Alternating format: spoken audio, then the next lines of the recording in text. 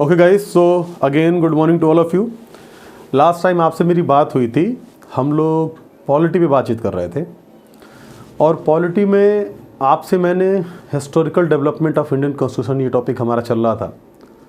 आपसे मैं last time act of 1773 1773 का रेगुलेटिंग एक्ट मैंने आपसे चर्चा किया था और आज उसी प्रोसेस को हम लोग आगे बढ़ाते हैं और आज उसी क्रम में हम लोग एक्ट ऑफ 1784 देखेंगे। एक्ट ऑफ सेटलमेंट 1781 बहुत ज़्यादा महत्वपूर्ण नहीं है, इसलिए हम उसकी चर्चा नहीं करेंगे, लेकिन हम 1784 के पिट्स इंडिया एक्ट को देखेंगे कि क्या था ये। एक्चुअली 1784 का जो पिट्स इंडिया एक्ट है, पिट्स इंडिया एक्ट, ये कई दृष्टिकोण से महत्वपूर्ण है। जैसे लास्ट टाइम जब आपसे मेरी बात हुई थी तो मैंने आपसे कहा था कि 1773 में पहली बार कंपनी के ऊपर ब्रिटेन की सरकार ने टैक्स लगाया था और जब वो टैक्स लगा था तो कहीं न कहीं ब्रिटेन की सरकार को इसका लाभ मिला। उसका असर हम आगे भी देख सकते हैं कि 1784 में एक एक्ट आया, ब्रिटेन से एक कानून आया और जिसमें कंपनी के प्रशासन को, जो कंपनी का प्रशासन, इसको दो भागों में तोड़ दिया गया। पिट्स इंडिया एक्ट 1784 में एक ही बात महत्वपूर्ण है और वो बात ये है कि कंपनी का जो प्रशासन था इसको दो भागों में तोड़ दिया गया। जो पहला भाग था इसको बोलते हैं board of control, board of control, और जो दूसरा था इसको बोलते हैं नियंत्रक बोर्ड, नियंत्रक बोर्ड बोलते हैं इसको, और जो दूसरा था उसको बोलते हैं court of directors, court of directors, यानी कि निदेशकों का समूह, निदेशकों का समूह। देखिए, कंपनी के प्रशासन को दो भागों में इसलिए तोड़ा गया ताकि प्रशासन करना आसान हो जाए और चीज़ों पर नियंत्रण करना आसान हो जाए। जैसे नियंत्रक बोर्ड जो था, इनका केवल एक काम था पॉलिटिकल इश्यूज़ को देखना, पॉलिटिकल इश्यूज़ को देखना, मतलब जितने राजनीतिक मुद्दे थे वो सारे मुद्दे कौन देख रहा था? बोर्ड ऑफ कंट्रोल, यानी कि नियंत्रक बोर्ड का काम था। और जो ये समूह था इसका केवल एक काम था वित्तीय मुद्दों को देखना, वित्तीय मुद्दों को देखना, यानी कि वित्तीय मुद्दों को देखना। इसका मतलब क्या बच्चों? इसका मतलब ये है कि कंपनी कितना टैक्स लगा रही है, कितना रेवेन्यू जनरेट हो रहा है, कितना रेवेन्यू आ रहा है, कितना जा रहा है, इन सब बातों की देखरेख की जिम्मेदारी किसकी थी? निदेशकों के समूह की। और ऑब्वियस सी बात है कि ब्रिटेन का जो पूरा इंटरेस्ट था वो इसमें था, क्योंकि उनको भाई फाइनेंशियली लाभ था, उनको लाभ मिल रहा था, तो उनका पूरा दिमाग किस पे लगा था? इन पे लगा हुआ था बच्चों। तो आप फाइनली कह सकते हैं कि जो 1784 का पिट्स इंडिया एक्ट है उससे कंपनी के प्रशासन को दो भागों में बांटा गया। पहला था बोर्ड ऑफ कंट्रोल, उसको नियंत्रक बोर्ड कहते हैं, और इनका काम था राजनीतिक मुद्दों को देखना। इसका मतलब ये है कि किस राज्य को जीतना है, किसको मिलाना है, किसको हटाना है, किसको जोड़ना है, ये सब काम कौन देखेंगे? नियंत्रक बोर्ड के लोग देखेंगे। और जो दूसरा है निदेशकों का समूह, इनका काम क्या था? वित्तीय मुद्दों को देखना, यानी कि जितना भी फाइनेंशियल इश्यूज है इसको देखेंगे कौन? निदेशकों का समूह। आपको 1784 में बस एक इसी फैक्ट को याद रखना है। 1784 के बाद दोबारा जो है भारत में एक अधिनियम आया, और वो अधिनियम बच्चों आया था 1784 के 29 साल के बाद। अगर हम देखें तो 1813 में जाएंगे, और 1813 में चार्टर एक्ट आया था। कौन सा एक्ट आया था बच्चों? चार्टर एक्ट ऑफ 1813, 1813 का चार्टर अधिनियम। 1813 का चार्टर अधिनियम, ये जो चार्टर अधिनियम है ये क्या है, ये कैसे है और इसका इम्पैक्ट क्या हुआ, इस बात को हम देखते हैं। बच्चों, इसमें एक बात आपको समझना है, मैं आपसे पहले भी समझाया था कि जो भारत में प्रशासन कर रहे हैं वो प्रशासन कर रही प्राइवेट कंपनी, और प्राइवेट कंपनी जो प्रशासन कर रही है उस प्रशासन पर ब्रिटेन की सरकार का प्रत्यक्ष नियंत्रण है। सॉरी, अभी तक तो नहीं था, लेकिन धीरे धीरे नियंत्रण है। वो कंपनी ब्रिटेन की सरकार से अलग नहीं हो सकती थी। जो प्राइवेट कंपनी ब्रिटेन से आई थी भारत में व्यापार करने के लिए, वो अपने सरकार के खिलाफ कैसे जा सकती है? तो उसकी सरकार के द्वारा जो नीतियां बनाई जाती थी वो कंपनी के लिए मानना बाध्य था। कंपनी मानती थी इस बात को। तो 1813 में मुख्य रूप से 3 बातों को जोड़ा गया। जो पहली बात थी वो पहली बात ये थी कि इसी एक्ट के द्वारा, आप कह सकते हैं इस एक्ट के द्वारा एक काम हुआ कि जो कंपनी पहले किसी के साथ व्यापार करने के लिए फ्री थी, लेकिन अब कंपनी व्यापार करने के लिए फ्री नहीं है। अब कंपनी के व्यापार पर नियंत्रण लगा दिया गया। जैसे कि अब कंपनी जो है इस एक्ट के द्वारा, पहला काम क्या हुआ बच्चों? पहला काम ये हुआ कि जो कंपनी है, कंपनी अब केवल चीन के साथ प्लस पूर्वी देशों के साथ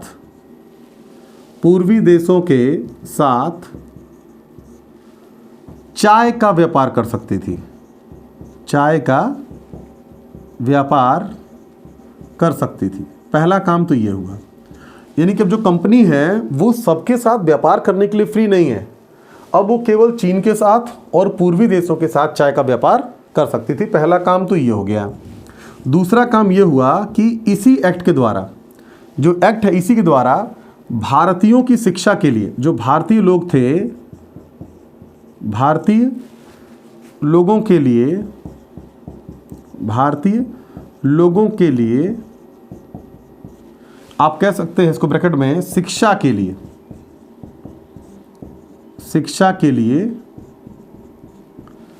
1 लाख रुपए के फंड का प्रावधान किया गया। 1 लाख रुपए के फंड का प्रावधान किया गया। एक समझने की बात यह है कि भाई अंग्रेज लोगों ने भारतीयों के लिए शिक्षा के लिए 1 लाख रुपए का फंड रेज किया, लेकिन ये फंड क्यों किया इन लोगों ने, समझने की बात है भाई। ये तो हम फिर तो ऐसे तो अंग्रेज बहुत अच्छे थे कि अंग्रेजों ने भारतीयों को पढ़ाने के लिए 1 लाख रुपए की राशि दी। भैया उस समय 1813 में 1 लाख रुपए की वैल्यू आप समझ रहे हो, बहुत ज़्यादा वैल्यू हो गई इस टाइम पे, बहुत ज़्यादा वैल्यू हो गई। उस समय लोग 1 रुपए में पूरे घर के महीने का राशन आ जाता था 1 रुपए में, और भी बहुत और पैसे बच भी जाते थे। 1 रुपए की उतनी वैल्यू थी इस टाइम पे, लेकिन आज के समय में 1 रुपए की वैल्यू कुछ नहीं है। तो उस टाइम का 1 लाख रुपए आज का 10 अरब या 100 अरब के बराबर होगा, 100 अरब रुपए के बराबर है। इतना समझ लो आपकी, इतना अंतर होगा बेटा। तो उस समय 1 लाख रुपए की बहुत वैल्यू थी। तो अंग्रेजों ने भारतीयों के लिए 1 लाख रुपए के फंड का प्रावधान किया। तो अंग्रेज तो बहुत अच्छे हो गए भाई, फिर इतना रुपया दिया पढ़ाई के लिए, लिखाई के लिए। एक्चुअली वो भारतीयों को शिक्षित नहीं करना चाहते थे, वो भारतीयों को इस दृष्टिकोण से डेवलप करना चाहते थे कि सकल सूरत से तो आदमी भारतीय दिखाई दे, लेकिन दिमाग से वो अंग्रेज हो। उनको इस तरह की शिक्षा वो देना चाहते थे ताकि उनके लिए लेबर कलेक्ट करना, लेबर एकत्रित करना उनके लिए आसान हो जाएगा। और वो भारत के अंदर अपने लिए स्किल्ड लेबर को डेवलप करने का प्रयास कर रहे थे, लेकिन उसका रिजल्ट कुछ और हुआ। भारतीय लोग शिक्षा लिए और उन्होंने उनके खिलाफ ये आंदोलन करना शुरू कर दिया। तो ये भारतीयों की अपनी समझदारी थी, लेकिन उनका उद्देश्य पढ़ाना नहीं था। उनका उद्देश्य था एक स्किल्ड लेबर को के क्लास को डेवलप करना, एक स्किल्ड लेबर को विकसित करना। तो ये उद्देश्य था किनका? अंग्रेजों का। कब था? 1813 में। तो उन्होंने शिक्षा के लिए 1 लाख रुपए के फंड का प्रावधान किया। तीसरी बात ये बच्चों, तीसरी बात ये है कि 1813 में ही जो ईसाई मिशनरियाँ थीं,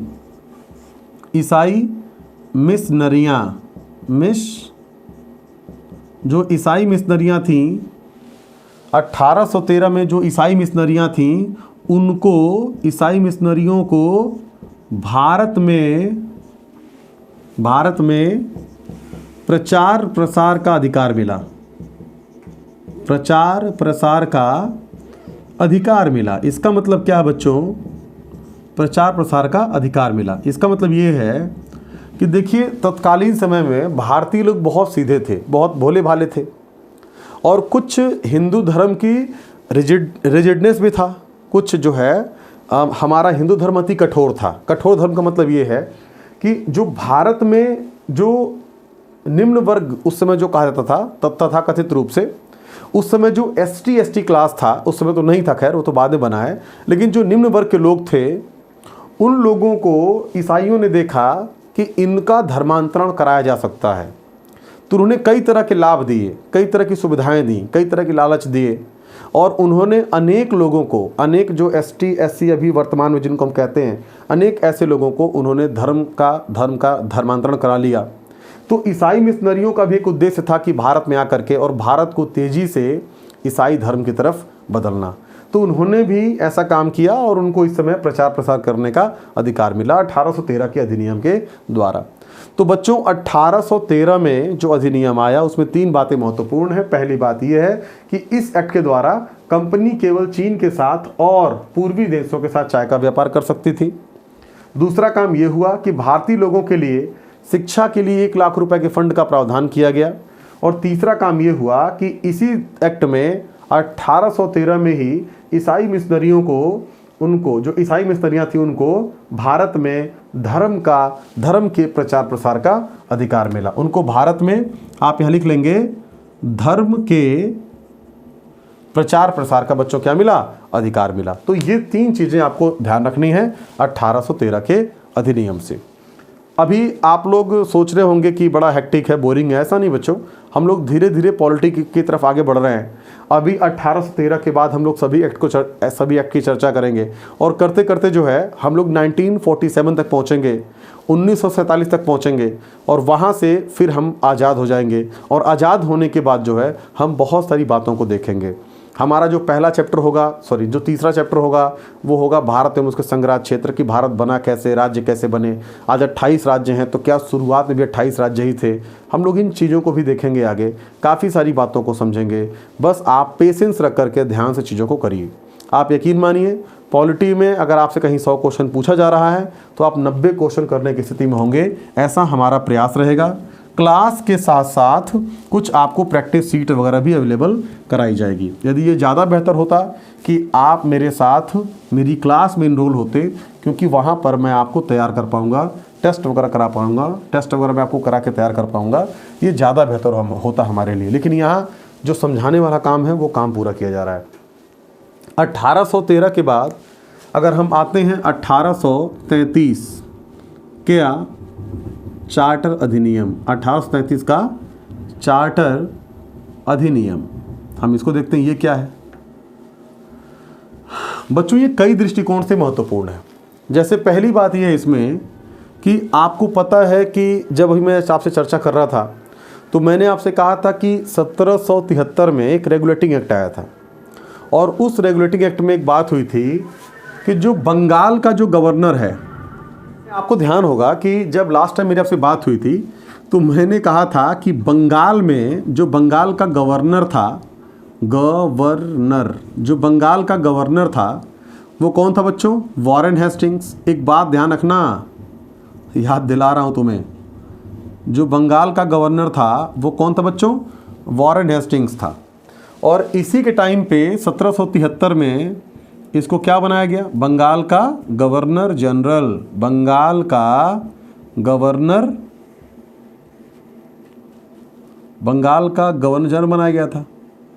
बच्चों एक बात बताना कि जो बंगाल का गवर्नर जनरल था तो वो तो केवल बंगाल का था, लेकिन अभी आप देखेंगे 1773 के 60 सालों के बाद 1833 में, भैया कब की बात कर रहा हूँ मैं?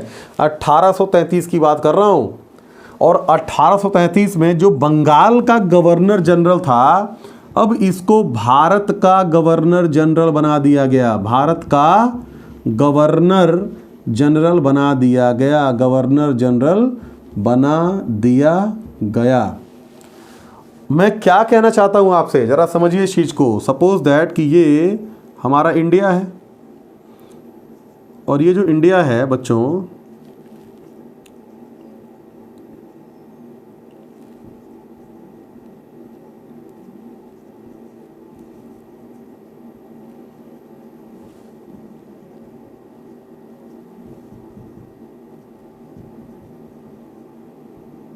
ये जो इंडिया है, तो बंगाल बेटा पहले पूरा ये बंगाल था लगभग, ये था बंगाल।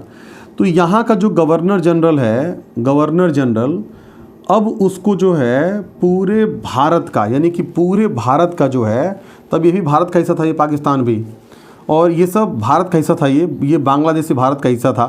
तो इस पूरे भारत का गवर्नर जनरल बना दिया गया, गवर्नर जनरल बना दिया गया। तो जब 1773 में बना था तो केवल बंगाल का था वो, और 1833 में जो बना है वो पूरे भारत का हो गया गवर्नर जनरल।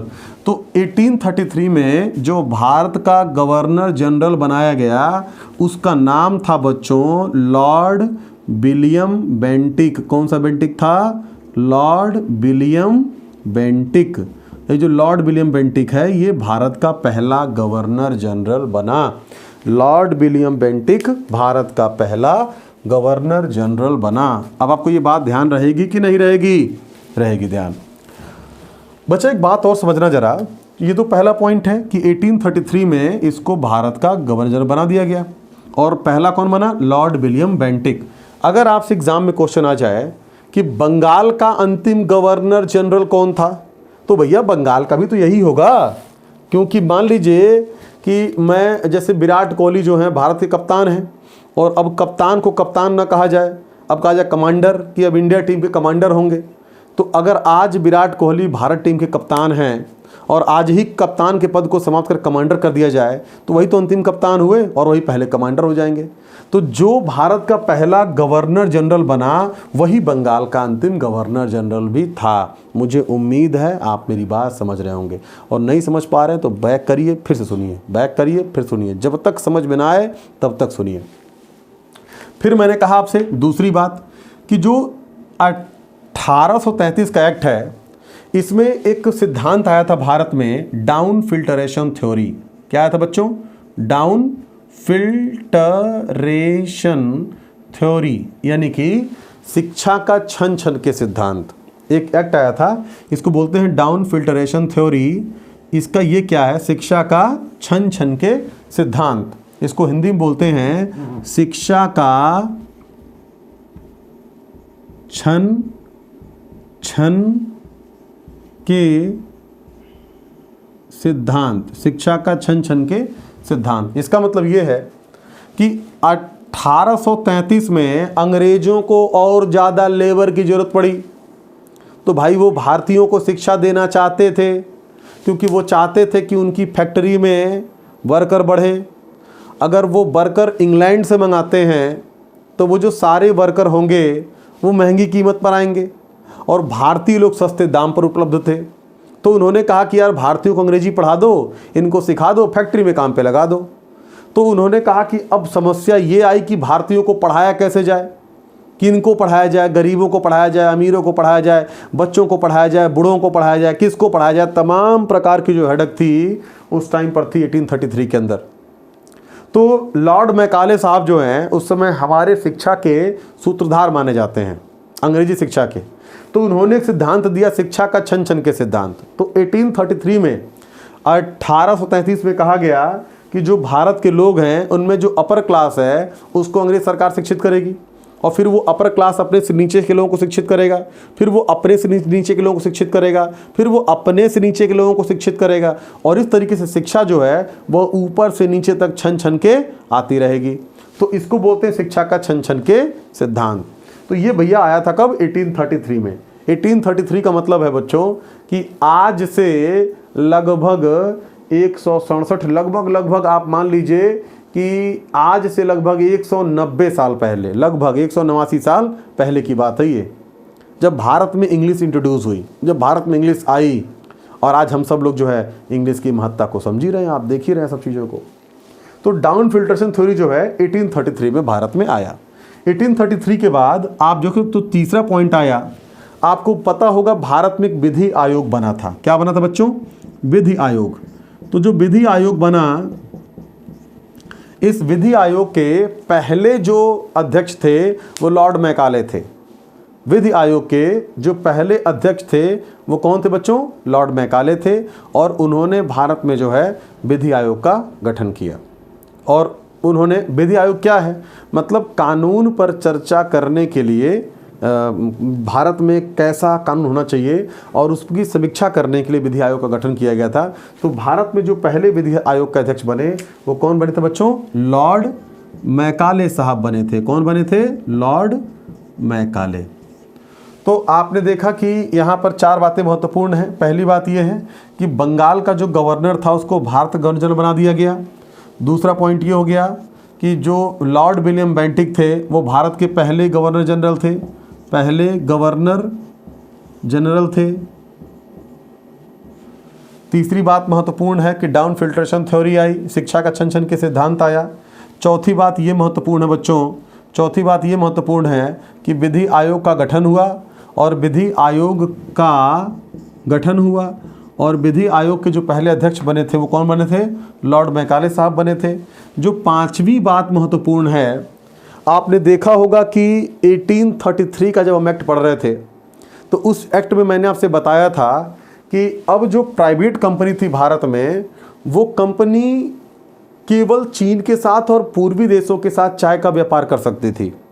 वो कंपनी केवल चीन के साथ और पूर्वी देशों के साथ चाय का व्यापार कर सकती थी। लेकिन अब उस कंपनी के इस व्यापार पर भी प्रतिबंध लगा दिया गया। अब कंपनी के व्यापार पर पूर्णतः प्रतिबंध लगा दिया गया, यानी कि अब कंपनी चीन के साथ भी और पूर्वी देशों के साथ भी चाय का व्यापार नहीं कर सकती थी और उनको जो भी व्यापार करना है उसके लिए उनको ब्रिटेन से अथॉरिटी लेनी पड़ती थी। तो इसमें पांचवा पॉइंट ये महत्वपूर्ण है कि अब कंपनी के व्यापार पर, अब कंपनी के व्यापार पर पूर्णतः प्रतिबंध लगा दिया गया और अब कंपनी किसी भी देश के साथ व्यापार नहीं कर सकती थी। ये बातें आपके लिए महत्वपूर्ण है। ठीक है भाई। 1833 के एक्ट में आपको जिस भी पॉइंट पे जहां भी कोई डाउट होता है, कोई प्रॉब्लम होती है, you can come to discuss. आप कमेंट तो करो, आप कमेंट करो, ये मुझे बताओ कि क्या गलत क्या सही है। अगर कहीं in case luck by chance कहीं कोई त्रुटि आपको मिल जाए, वैसे तो प्रयास है कि 99.9% कोई त्रुटि नहीं होगी, लेकिन मानवीय भूल समझ करके यदि कहीं कोई त्रुटि मिलती है, कोई बात है, तो आप हमको सूचना दें, हमको आप बताएं। मुझे बेहद खुशी होगी कि आपने इतनी रुचि लेकर क्लास को लिया है।